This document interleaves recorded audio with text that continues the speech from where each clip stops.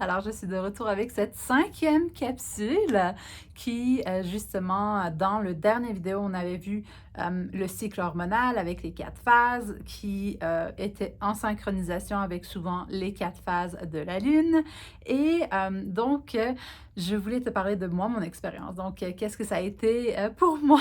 Et c'était super intéressant parce qu'un peu comme ce que j'avais expliqué dans l'autre vidéo, quand j'ai commencé à apprendre ça et voir toutes les similarités qu'on a avec nos hormones, c'est là que j'étais tellement curieuse, je me disais comme, OK, ben, je veux savoir, comme moi j'ai eu mes menstruations à 15 ans, donc je voulais savoir qu'à 15 ans, j'étais est-ce que j'étais en synchronisation avec la Lune ou pas?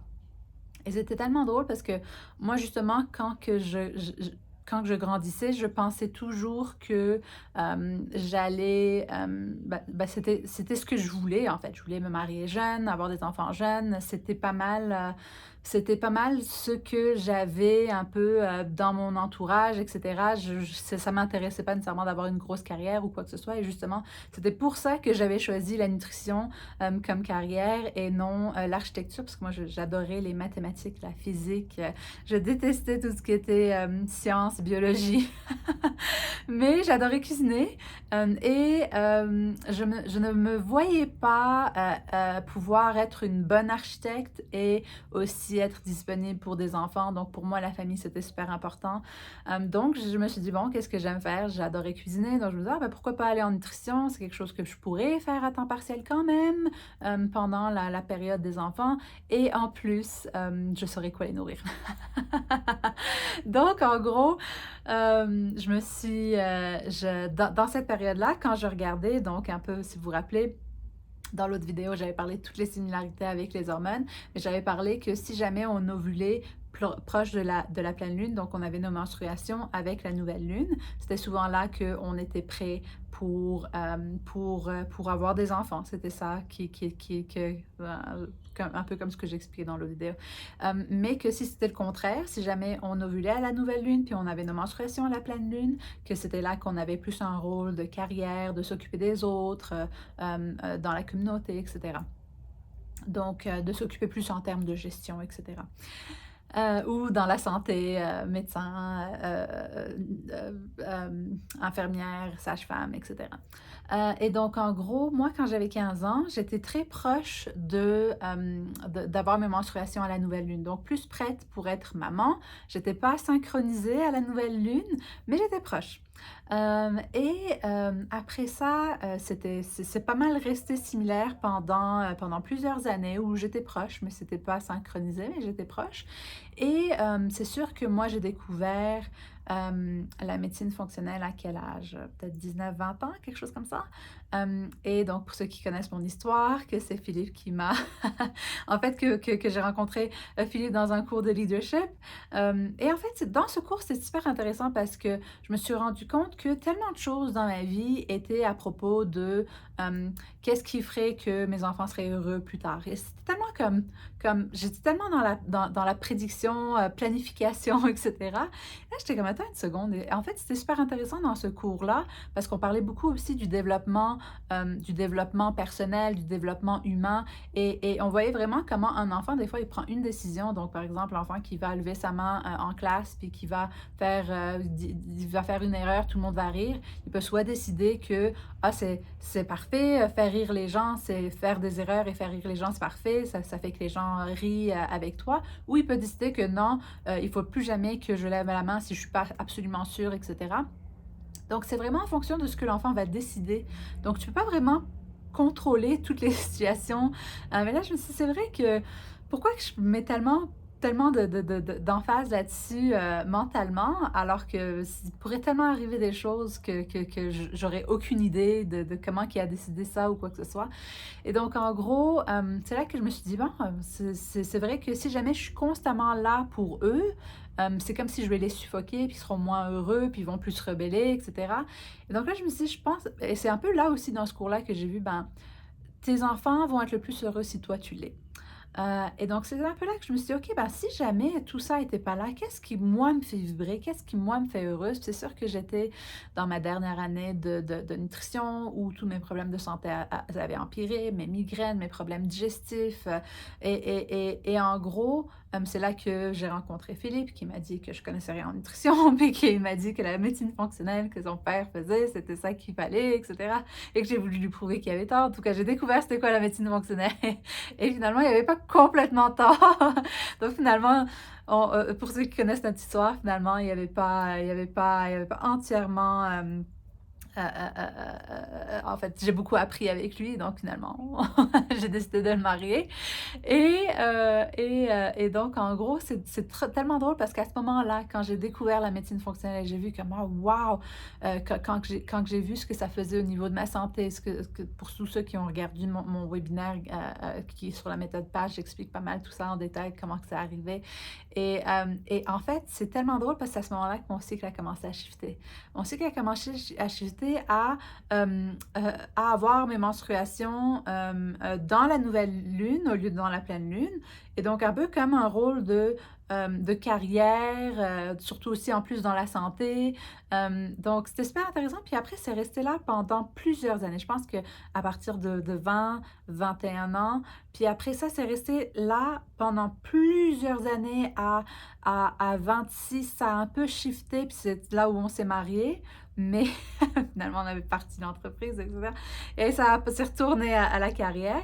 Et ça a juste recommencé à shifter. Je pense, quand j'avais commencé à former l'autre clinicienne, et là je me disais, OK, parfait, il y a tellement de choses qui sont arrivées, j'ai enfin décidé de sortir la certification pour qu'il y ait d'autres professionnels qui puissent le faire, etc. Toutes les réalisations que j'ai eues, que c'était possible, j'ai eu les bons mentors au niveau de notre entreprise pour me permettre de pouvoir faire ça. Et donc là, c'est comme si mentalement, je me préparais à OK, maintenant que j'ai une autre clinicienne, je pourrais prendre 1 an de congé de maternité sans que toute mon équipe soit au chômage. Et surtout que rendu là, ça faisait quoi, 11, 12 ans que moi et Philippe, on était ensemble, 7 ans qu'on était mariés.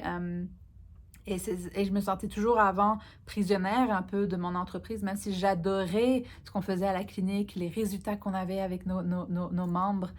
C'était juste que ça dépendait tellement de moi. Donc, c'était un peu comme une prison en or. J'adorais ce que je faisais, mais je sentais que je ne pouvais pas faire ce que je voulais faire au niveau personnel. Et donc là, ça avait commencé, et je pense que ça avait peut-être shifté. Là, je me rappelle plus, j'aurais aimé l'avoir devant les yeux, mais je pense que ça a commencé à shifter quand que mon autre clinicienne a décidé de retourner aux études et là que c'est comme s'il fallait que je recommence encore à zéro. Et donc là, j'ai annoncé un peu à tout le monde qu'on arrêtait les programmes cliniques, en fait, qu'on fermait tout. On avait notre programme Vitalité pour moi qui était sous forme de membership, que ça c'était plus un programme de prévention sur les habitudes de vie et ça me demandait pas autant de temps que nos programmes cliniques étaient avec beaucoup de sessions en individuel et que j'avais 8 personnes dans mon équipe qui m'aidaient un peu à faire cette gestion parce qu'on avait tellement de demandes. Et donc, en gros, quand j'ai dit, OK, on arrête cette partie, il faut qu'on pense à nous, je pense que c'est à ce moment-là que ça a commencé à shifter. Et un peu comme ce que j'expliquais dans le premier vidéo, après ça, le temps que je reprenne tous les clients, qu'on se réadapte, parce que nos programmes étaient de 6 à 12 mois. Donc, les gens qui avaient commencé avant octobre 2021, ben, ils avaient encore 12 mois. Et comme l'autre clinicienne quittait, ben, il a fallu que moi, je reprenne tous les rendez-vous. Donc, ça avait quand même été pas mal de stress, mais mon cycle avait quand même commencé à shifter. Et je pense que j'étais rendue, donc 6 mois plus tard, c'est là qu'on est parti au Costa Rica pour commencer à un peu faire les voyages, pour découvrir où est-ce qu'on allait vivre. Nous, on recherchait des éco-villages. Donc, on a visité plusieurs. Et je pense que quand on était rendu au Costa Rica, je commençais à être très proche d'avoir mes menstruations. Je pense que j'avais mes menstruations 4 jours avant la nouvelle lune. Et donc là, j'étais comme, ah, c'est intéressant que ça ait tellement shifté dans ces derniers mois. Après ça, donc, je pense que j'en ai parlé dans le premier vidéo. On a eu les gros problèmes de moisissure au Costa Rica, ou juste avant d'aller au Costa Rica, j'avais fait un peu les tests de sel, de microbiote, un peu comme ce que j'avais expliqué dans le premier vidéo de pourquoi le microbiote est tellement important avant de tomber enceinte. Et donc, en gros, j'avais fait les tests, parfait, j'avais fait un protocole. En fait, j'avais fait le nouveau protocole. Je pense que j'en ai parlé dans le premier vidéo, les synchronicités avec ce nouveau protocole. En tout cas, il y a une autre vidéo qui est justement sur toutes ces synchronicités, sur comment qu'on a découvert ce protocole avec les tests de microbiote, etc. Super, super intéressant à aller regarder. Je pense qu'on ne l'a pas encore mis sur la chaîne YouTube, donc on va le mettre après ces vidéos. Donc, en gros, où est-ce que je t'ai rendu? Donc, c'est ça. Au Costa Rica, juste avant, j'avais réparé ma flore, j'avais reçu mes résultats, tout était beau, mais il fallait quand même qu'on décide où est-ce qu'on allait vivre avant qu'on commence. Et au Costa Rica, ben, on a eu les moisissures, et donc là, c'est comme si il fallait tout que je recommence. Et après ça, on est parti au Mexique, puis on voyait que le Costa Rica, ça marchait pas, il y avait plein de choses. Mais au Mexique, on s'est tout de suite senti chez nous. C'était comme tellement bizarre parce que le Mexique était comme au bas de notre liste. On ne pensait jamais qu'on finirait au Mexique, mais finalement, il y avait comme tout. Puis on se sentait tellement bien et c'était fou comme combien on, les gens ici sont tellement gentils, genre même dans la rue, t'es perdu ou quoi que ce soit, la personne ne va jamais te revoir, puis elle t'aide avec un gros sourire. En tout cas, c'était vraiment comme... C'est pas tout ce qu'on entend dans les médias, en tout cas. Et donc, en gros, rendu au mois d'août, c'est là qu'on avait décidé sur le Mexique, on avait trouvé où est-ce qu'on allait, où est-ce qu'on allait construire la maison, etc., avec les architectes, etc. Ça, je pense qu'il faudrait que je fasse une autre vidéo de qu'est-ce qui s'est passé avec ça, parce qu'après ça, c'est tout dérouté. Mais donc, et c'est à ce moment-là que j'ai parti la nouvelle... nos nouveaux programmes cliniques en forme de groupe au lieu d'être en individuel pour que je puisse aider plus de gens. Surtout, je pense que j'en avais parlé dans le premier vidéo, que les gens s'amélioraient avec Vitalité pour moi parce qu'ils amélioraient leurs habitudes, mais ils arrivaient à un plafond quand que leur flore n'est pas bonne, ben, il faut aller plus loin. Et c'était tellement... Au début, je voulais juste faire le protocole du microbiote, mais je voyais que les gens avaient quand même beaucoup de problèmes. Donc là, je me disais, ah ben, regarde, on va aller faire toutes les 7 étapes que j'explique dans la méthode PASS. En gros, on a commencé ça fin août. Donc, début septembre, on commençait tous avec nos tests de sel pour justement évaluer notre microbiote avant. Et après, on n'allait pas les regarder du tout et on allait juste les regarder à la fin. Parce que je voulais pas que ça m'impacte côté clinique, côté interprétation de oh non, cette personne-là a un parasite que je stresse ou quoi que ce soit. Tu sais, un peu l'effet placebo ou l'effet nocebo. Et donc, en gros, c'est sûr que pour moi, ça avait été quand même... Donc, c'était en 3 mois que je me disais, OK, bon, je sais que ma flore n'est pas bonne avec tout ce qui est parti au Costa Rica, il faut que je le refasse. Donc, c'était quand même un stress pour moi parce que c'était comme, ah, il faut que je répare ma flore, mais je veux vraiment tester ce nouveau protocole. C'était un nouveau protocole qu'on faisait au niveau de la flore. Et donc, il fallait que j'attende comme 3 mois avant que je regarde mes résultats. Et je faisais ça différemment d'habitude. Quand j'ai les résultats, là, je regarde, OK, il y a ce champignon, cette bactérie ou ce parasite, puis on prend un antiparasitaire, un anti-ci, on élimine, puis on reconstruit la flore. Mais cette fois-ci, ce n'était pas le cas. On faisait un nouveau protocole, donc je ne savais pas s'il allait fonctionner. Donc, je me disais, bon, on sait où est-ce qu'on veut habiter, on pourrait commencer, sauf que là, il faut que j'attende ces 3 mois. Et je ressentais à l'intérieur de moi que si jamais ce protocole fonctionnait, en fait, ce qui était positif, c'était que si jamais il fonctionnait, ben, ça faisait qu'on n'avait plus besoin de faire de tests de sel. Et ça, vous le comprendrez plus dans l'autre vidéo où je montre vraiment les résultats. Mais on n'aurait plus besoin de faire tous ces laboratoires, que c'est ça qu'on a besoin de faire en individuel. Et donc, comme c'était un protocole qui était très sécuritaire, pas d'antibactériens, antiparasites, que c'est là qu'il faut que tu reconstruises très rapidement, c'est comme si ça simplifiait tout. Donc, je me disais, si jamais ça fonctionne, ce serait tellement un beau programme. En plus, je condensais en 3 mois au lieu de 6 à 12 mois, donc plus facile à faire, plus rapide en termes de résultats. Je condensais vraiment le meilleur de mes programmes. Et je me disais, ben, si jamais ça marche, imagine comme n'importe quelle femme qui est prête pour tomber enceinte, ben, elle fait un 3 mois, puis c'est fait. Puis elle et son mari, ils font, ils réparent leur flore, puis après ça, ils sont prêts. Donc, ça pourrait tellement faire un gros impact au niveau de la prochaine génération sur tous les problèmes qui sont reliés au microbiote, comme j'avais expliqué dans la première vidéo, avec les problèmes de peau, les problèmes digestifs, les problèmes de concentration, de tout genre, de douleur, c'est quand même assez intense. Et donc, en gros, donc là, pendant ce 3 mois, je dois attendre. Donc, c'était vraiment comme un peu comme frustrant de comment qu'il y a encore j'attends. Mais de toute façon, pendant ces 3 mois, Philippe était parti au Népal pendant 6 semaines ou quelque chose comme ça. Donc, c'était pas comme si on pouvait commencer ou quoi que ce soit. Et c'était tellement drôle parce que quand il est arrivé au Népal, il disait, Natacha, c'est tellement pollué. Et un peu comme ce que je vous avais parlé dans le premier vidéo, l'impact de la qualité du spermatozoïde, puis il disait tout ce que je mange, ça vient de la Chine, etc.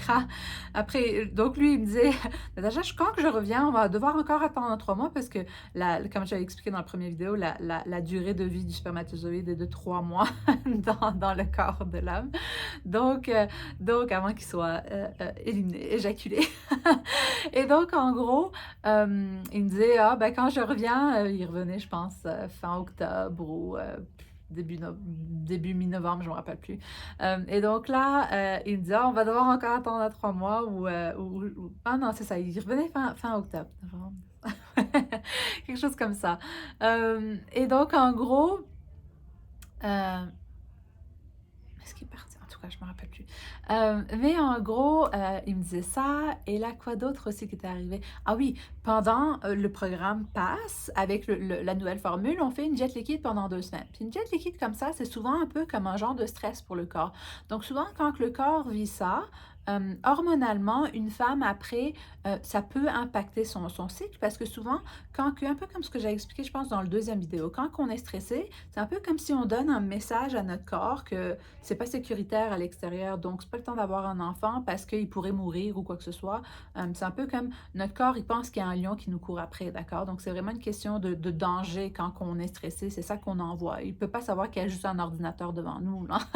C'est pas comme ça qui a fonctionné pendant des millénaires. Donc, en gros, une diète liquide comme ça signale aussi qu'il y a comme un peu un manque de nourriture, donc c'est pas le temps aussi d'avoir des enfants. Donc, souvent, on va dire, OK, 90 jours après une diète liquide comme ça, puis je pense qu'on l'a fait début octobre. Donc là, il y avait un peu toutes ces choses-là que je me disais, OK, bon, il va y avoir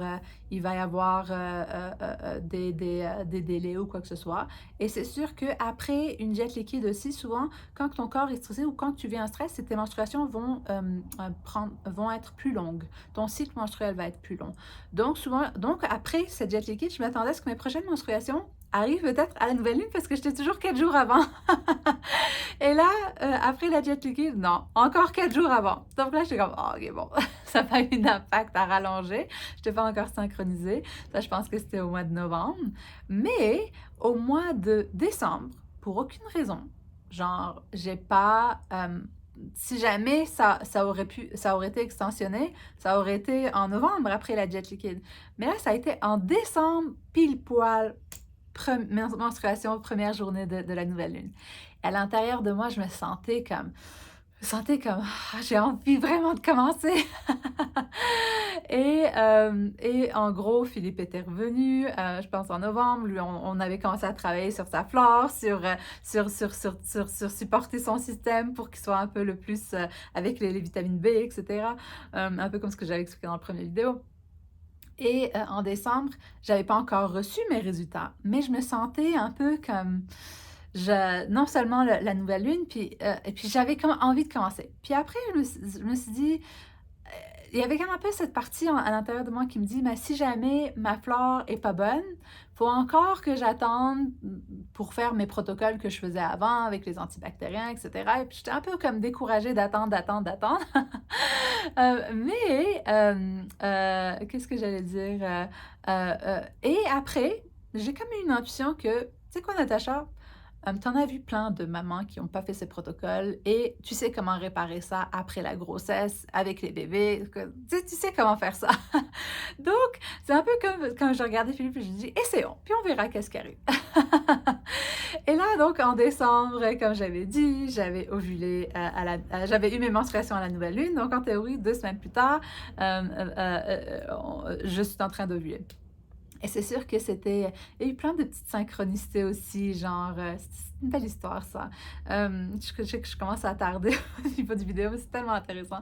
Donc, genre, ça faisait, je pense 4 5 mois, qu'une de mes amies qui était enceinte, elle avait lu un livre qui s'appelait «Bienvenue sur terre» et c'était un peu comme à propos de la réincarnation, comme comment savoir un peu, quels êtres vont vouloir se réincarner avec toi. Elle m'a dit qu'elle avait adoré le livre, puis elle me le conseillait, parce que moi, surtout avec Philippe qui fait un doctorat en physique quantique, je commençais à m'ouvrir de plus en plus spirituellement. Et en gros, j'avais essayé de commander 2 fois le livre. La première fois, il ne s'était pas rendu, il avait été ils ont dit qu'ils l'ont shippé, mais non, finalement, il s'était pas rendu, donc ils me l'ont juste remboursé. Mais je suis comme: «Je veux pas que tu me rembourses, je le veux!» Et donc finalement, après ça, 2e fois, je l'ai envoyé à l'adresse de mon frère au Canada parce que c'était un livre français. Donc là, je me dis: «Bon, j'arrive pas à l'avoir aux Émirats». Donc au Canada, je me suis dit: «Bon, chez mon frère, ça devrait arriver». Et donc là, chez mon frère, c'est marqué que c'est arrivé, sauf que quand ils mettent la photo, c'est pas la photo de sa porte, c'est la photo de la porte de quelqu'un d'autre. Donc c'est renvoyé encore, comme merde! Donc ça, c'est comme en septembre, octobre. Et ensuite, et si jamais mon frère l'avait amené, je pense, lui, il venait aux fêtes à Noël, donc je l'aurais eu plus tard. Et là, je pense qu'on est genre en fin novembre, quand que ça c'est en train d'arriver, il l'a toujours pas reçu. Et là, avant ça, le livre n'était pas disponible en Kindle, donc un peu en livre électronique. Et moi, je le voulais en électronique, je voulais pas en papier, mais avant, il l'était pas. Donc, j'étais obligée un peu de le commander. Et là, je revérifie, et boum, le Kindle est disponible, genre 1 semaine avant que j'ovule. Et donc là, je suis comme: «Oh my God, les synchronicités, OK, on est prêt, on est prêt». Et là, je voulais absolument finir le livre avant que qu'on fasse amour de façon non protégée pour la première fois. Et en gros, c'est tellement beau. Finalement, j'ai fini le livre la journée de la pleine lune. Et il y avait comme une petite prière pour accueillir les âmes, etc. En tout cas, c'était super intéressant ce livre-là. Je le conseille vraiment. Et, donc là, on fait l'amour. Et ce qui est super intéressant, c'est que, ben, je vais tout de suite vous dire un peu les résultats, comme ça va être comme ça vous allez savoir après ce que j'en ai appris, et cetera. C'est super intéressant, toutes les synchronicités qui sont arrivées après ça. Mais disons que donc j'ovulais à la mi-décembre et donc en théorie, 2 semaines plus tard, c'est là que tu peux savoir si tu as un test positif de grossesse ou quoi que ce soit. Donc là, on était super excités, et genre à la 3e semaine de décembre, je reçois mes résultats de test de sel et il y a plus rien. J'en revenais pas, j'étais comme: «Oh my God!» J'étais tellement comme émue, jusqu'à aujourd'hui, j'en reviens toujours pas, j'ai des petits frissons. Que tout était comme synchronisé et mais aussi genre que ce protocole, il fonctionnait. J'ai une vidéo là où je me suis filmée la journée que j'ai vu mes résultats, puis je voulais tellement m'en rappeler et j'en revenais pas. Et là, je l'ai annoncé à toutes les gens dans la cohorte. C'était tellement le fun parce qu'en plus, eux, leurs résultats, eux, tout le monde s'était amélioré. Ça, vous allez le voir dans une vidéo que j'ai fait sur les résultats de tout le monde. C'est tellement, tellement, tellement intéressant. Et donc là, j'ai ces résultats, donc là, on est excité, comme «Voyons, c'est parfait, mon corps était prêt». Et là, on arrive donc 2 semaines après l'ovulation. En théorie, c'est là qu'on vous prie. On part à la pharmacie acheter des tests de grossesse. C'est la première fois que j'achète ça, c'est comme tout bizarre. Et là, je sais pas trop lequel acheter. Je vois les prix, je suis comme: «Oh my God, c'est vraiment cher!» Et là, donc, il nous disait: «Est-ce que tu veux celui de 6 jours avant ou pas?» Après, je dis: «OK, bon, non, attendons, on va juste celui qui était après tes menstruations était moins cher». Donc, j'ai pris l'autre, celui après les menstruations. Et là, je pense qu'on est le 24 décembre. Je pense que c'était la pleine lune, justement. Et là, j'ai un peu de spotting. Ah non! Mais une semaine avant, genre, je me réveille dans la nuit. C'est vrai, ça, c'était super intéressant. Ça a coupé au mauvais moment. Donc, je me réveille dans la nuit et je sens vraiment comme une crampe. Puis là, je commence un peu à paniquer. Je me dis, oh, est-ce que j'ai ma menstruation? Mais après, j'ai comme une petite intuition qui dit, non, non, c'est juste l'implantation. Puis après, je suis comme, tu sais, le lendemain, je suis comme, OK, c'est juste un peu tard pour que ça implante. C'était comme une semaine et demie après que j'ai ovulé.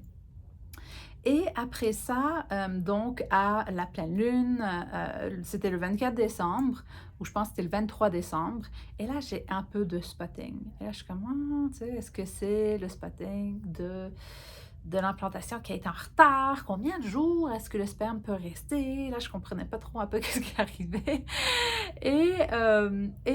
En gros, le lendemain, le 24 décembre, genre à Noël, on est en famille, j'ai mes menstruations. J'étais tellement triste, mais en même temps, je savais que, un peu comme ce que j'expliquais, je pense que je l'expliquais dans le premier vidéo où la santé de l'homme est super importante et que si la qualité du sperme de l'homme dans les 3 derniers mois était pas bonne, ben il y a plus de risques de fausse couche. Et donc, c'était la première fois qu'on essayait, c'était OK. Et en plus, je pense que rendu là, je pense que j'avais une de nos clientes qui avait fait le programme clinique l'année d'avant et c'était quelqu'un qui voulait avoir des enfants mais qui n'avait pas de conjoint, donc elle allait en in vitro pour avoir un enfant quand même. Je pense que elle avait eu la première implantation, ça s'était pas implanté, donc elle était un peu stressée. Puis là, je lui dis, OK, ben il y a vraiment ce cours-là avec la spécialiste en fertilité, c'est elle en médecine fonctionnelle, et donc je lui avais recommandé de faire le cours. Mais le cours était en anglais. Et comme la cliente n'était pas très à l'aise en anglais, je dis, ben regarde, si jamais tu veux, je peux l'écouter avec toi. Et là, j'ai appris certaines petites choses qui étaient très intéressantes. Ben, numéro un, que le stress, c'est comme hyper, hyper important parce que dans tout ce qu'elle enseignait, il n'y avait pas grand-chose de nouveau par rapport à ce que nous, on faisait dans nos programmes cliniques, à part qu'il y avait énormément, énormément beaucoup de méditation, de choses. Donc, vraiment le côté psychospirituel qui était très, très fort dans son programme. Et d'autres choses aussi que j'ai appris, qui étaient par exemple que ben, après que tu fais l'amour, il faut que tu restes souvent, tu peux aider le plus possible avec la gravité pour que le spermatozoïde se rende le plus facilement à travers son chemin. Et en gros, c'est tellement drôle parce que ben, moi j'avais l'habitude qu'après, nous on nous dit, hein, après que tu fais l'amour, va uriner pour ne pas avoir d'infection ou quoi que ce soit. Mais donc j'avais fait ça. Donc je me dis, bon, peut-être que je ne les ai pas aidés. Mais en plus, comme le spermatozoïde va vivre pendant 4-5 jours, puis ça lui prend du temps à se rendre dans le trajet pour se rendre à l'ovule, ben, c'est quasiment mieux de faire l'amour 3-4 jours avant que tu ovules. Et pas genre la journée que j'ovule, comme on était la, avec le rituel de pleine lune qu'on avait fait. De pleine lune? Ah oui, c'est ça, c'était la nouvelle lune que j'ai eu ma menstruation. C'était la nouvelle lune le 23 décembre. Et donc, en gros, c'était tellement drôle. En tout cas, je me trouvais drôle de comment nous, on pensait que ça arriverait genre sur le moment. Mais finalement, ça prend quelques jours pour que le spermatozoïde se rende à l'ovule. Donc, c'est un peu mieux quelques jours avant. Et après ça, de rester couché. Et elle disait de rester tout couché genre 30 minutes avec les pieds levés ou des choses comme ça. Donc, c'est super intéressant. Et après, c'était tellement drôle ce qui est arrivé parce que rendu à donc le 23 décembre, c'était la nouvelle lune. 2 semaines plus tard, c'est la pleine lune. Donc j'ovule à la pleine lune. Donc je pense que c'était le 8 janvier ou quelque chose comme ça. Je ne me rappelle plus exactement. Mais Philippe allait faire une retraite de Vipassana, donc 10 jours où je ne le verrai pas. Et donc ça tombait en plein quand j'ovulais. Donc on se disait: «Ah bon, on va encore, ça va encore pas marcher ce mois-ci». Mais on a fait l'amour quand même avant et c'était quand même, je pense 4 jours, 5 jours avant. Et donc en gros ah oui, puis je vous ai pas dit, mais quand que j'ai eu mes menstruations ou je pense que quand j'ai eu le spotting, c'est là que j'ai fait le test et j'étais rendue un peu à quand que j'aurais eu à avoir mes menstruations et le test était négatif. Philippe était sûr qu'il serait positif. Je vais vous montrer, je pense qu'on va vous mettre le vidéo, on s'est filmé avec pour avoir un souvenir de nos réactions. Mais en janvier, donc en gros, là, on a quand même, tu sais, fait l'amour, mais on pensait vraiment pas que ça fonctionnerait. Et là, donc il va faire Vipassana, il revient et là je dis: «Ah, j'ai un peu de symptômes, mais rien comme ce que j'avais vécu en décembre». C'est pour ça qu'en décembre, tu sais, c'était difficile pour moi de savoir est-ce qu'il y avait vraiment eu, une implantation en retard? Est-ce que parce que j'avais vraiment beaucoup les symptômes de les seins, la nausée, et en janvier, je les avais, mais beaucoup moins. Et pour vous dire la vérité, en décembre, nous, on voulait des jumeaux, on voulait un garçon, une fille. Puis, parce que les symptômes étaient tellement intenses, souvent quand tu as des jumeaux, ben, c'est plus intense, les symptômes et ben, tu as comme 2 fois plus d'hormones, donc c'est pour ça que c'est plus intense et en janvier, les symptômes n'étaient pas aussi intenses, hem mais j'en avais un peu, puis là, Philippe, il revenait, je dis: «Ah, est-ce que tu penses que je suis enceinte?» Il dit: «Non, je pense pas». Mais j'étais tellement curieuse, que je suis partie acheter un test 6 jours avant. Parce que je voulais savoir, ben, est-ce qu'il y a peut-être eu une implantation, mais après j'ai eu mes menstruations? Tu sais, je voulais savoir est-ce que ça a été une fausse couche ou pas ou quoi que ce soit. Et là, je fais le test de 6 jours avant, hem et j'étais je m'attendais tellement pas à ce que ça soit positif parce que je l'ai fait et j'ai regardé les résultats sans Philippe. Et donc c'est tellement drôle dans le vidéo, on me voit puis je suis vraiment en train de faire comme: «Oh mon Dieu, faut que j'aille chercher Philippe». Ah, j'ai tellement hâte de vous montrer ces vidéos.